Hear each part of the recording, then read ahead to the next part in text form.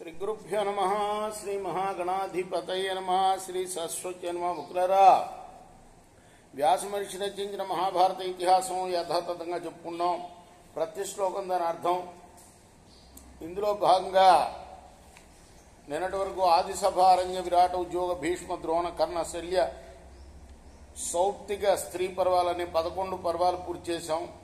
18 పర్వాల్లో 12వదైన శాంతి పర్వంలో కూడా 115 అధ్యాయాలు పూర్తి చేశాం. ఈ రోజున 116వ అధ్యాయం చెప్పుకునే ముందు వ్యాస భగవాను ప్రార్థన చేసుకుందాం.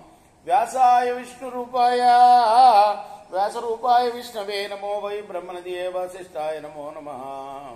నారాయణం నమస్కృత్య నరం చైవ నరోత్తమం దేవీం సరస్వతిం వ్యాసం తతో జయముదీరయే. సమర్థద్గురు సాయినాథ్ మహారాజ్ की जय.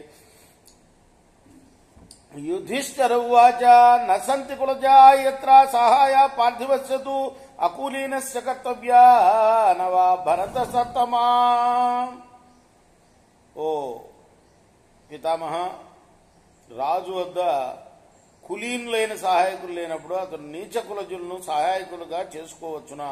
భీష్మవాచ అత్రాప్యుదాహరంతీమం ఇతిహాసం పురాతనం నిదర్శనం పరంలోకే సజ్జనాచరితే సదా. భీష్ముడు వారు చెబుతున్నారు, దీనికి ఉత్కృష్టమైన ఉదాహరణంగా ప్రాచీనమైన ఒక ఇతిహాసాన్ని పెద్దలు చెప్తారు.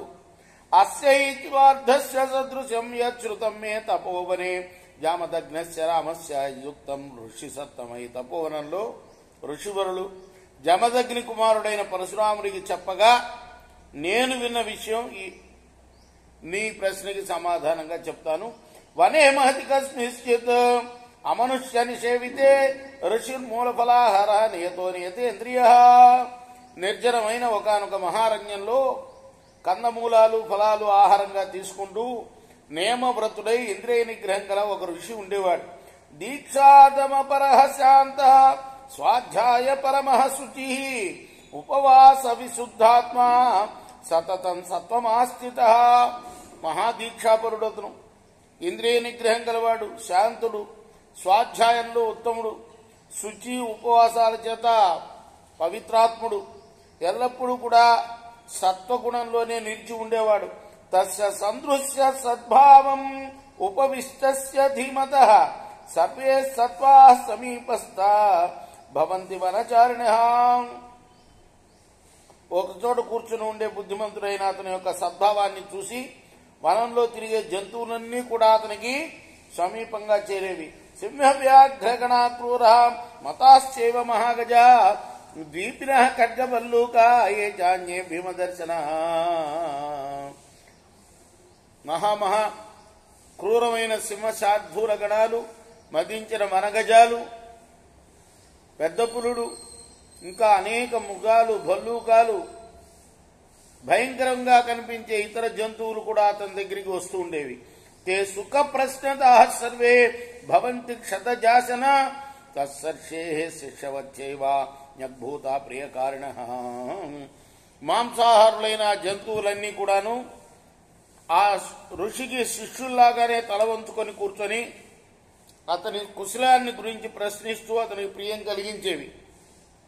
దత్వాచతే సుఖ ప్రశ్నం సర్వే యాంతి యథాగతం గ్రామ్యశ్చైక పశుస్తత్ర నాజహాత్ స మహామునిం. ఆ జంతువులన్నీ కూడాను అతని సుఖాన్ని గురించి ప్రశ్నించి వెళ్ళిపోతూ ఉండేవి.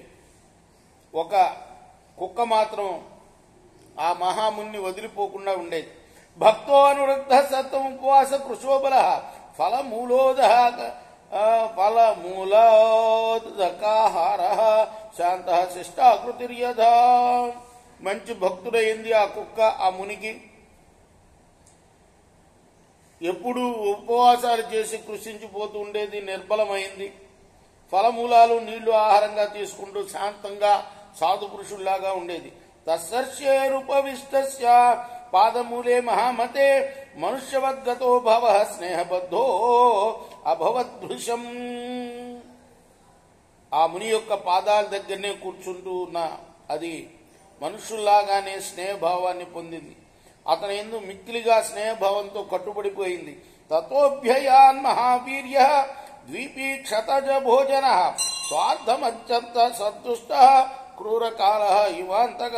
ఇలా ఉండగా ఓసారి మహాపరాక్రమశాలి మాంసాహారి అయిన చిరుతపురి సంతోషంగా కుక్కను పట్టుకోవటానికి యముళ్ళా వచ్చింది అక్కడికి. లేలిహ్యమాన స్పృశిత పుచ్చాస్ఫోటన తత్పర వ్యాధితాస్య క్షుధా భుగ్న ప్రార్థయానస్తదామిషం.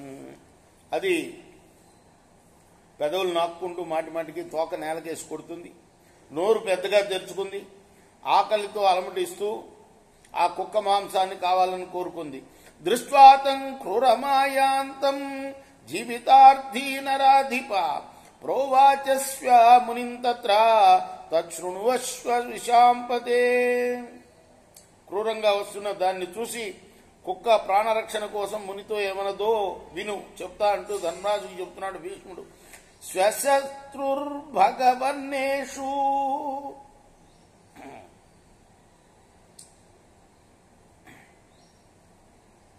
ద్వీపీమాం హంతుమిచ్చతి తత్ప్రాసాదాత్ భయం న స్యాత్ అస్మాన్ మమ మహాముని తథా కురు మహాబాహో సర్వజ్ఞత్వం న సంశయ స మునిస్తవ్య విజ్ఞాయ భావజ్ఞో భయకారణం ఋతజ్ఞ సర్వసత్వానాం తమైశ్వర్య సమన్విత. ఈ చిరుత పులి కుక్కలకు శత్రువు, నన్ను చంపాలనుకుంటుంది, కాబట్టి దీనివల్ల నాకు భయం లేకుండా చెయ్యి. సిద్ధ శక్తి సంపన్నుడివై అందరి భావాలు తెలిసి అన్ని ప్రాణుల భాషలు తెలుసుకోగలిగిన ఆ ముని దాని భయానికి కారణం తెలుసుకుని మునిరువాచ నభయం దీపినః కార్యం మృత్యుతస్తే కదంచన యశస్వరూపరహిత దీపీ భవసి పుత్రగా. ముని అన్నాడు, నువ్వు దానికేం భయపడక్కర్లేదు, ఇదిగో కుక్క రూపం పోయి నువ్వు చిరుతపులివి అవుతావు అన్నాడు. తతస్వాద్వీపితా నీతా జాంబూనద నిభాకృతి చిత్రాంగో విశ్వరధ్రంష్ట వనే వస్తి నిర్భయ. అప్పుడే చిరుతపులిగా మారిపోయింది. శరీరం అంతా కూడా మచ్చలు కూడా కనపడ్డాయి, కూరలు తలతలరాడుతున్నాయి. అప్పుడు నిర్భయంగా అది అడవిలో తిరగడం మొదలుపెట్టింది. తన్ దృష్ట్వా సమ్ముఖే ద్వీపీ ఆత్మన సదృశం పశుం అవిరుద్ధస్తస్య క్షణేన సమపద్యత.